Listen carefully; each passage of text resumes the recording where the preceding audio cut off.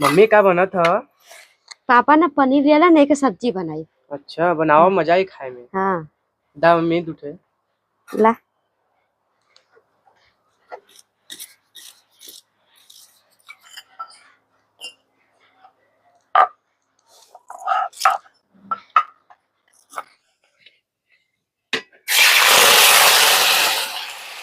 Mummy जा तू आराम करा, हम बनाती खाना।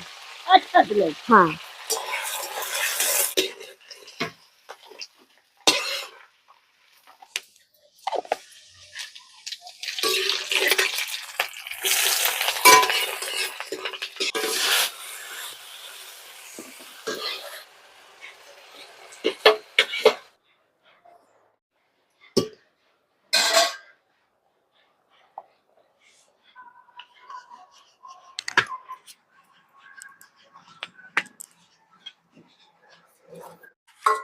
दे दा भैया के।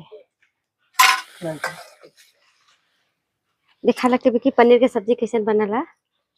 हाँ ला मम्मी, नमक सही हो मम्मी ना? बा बढ़िया। अच्छा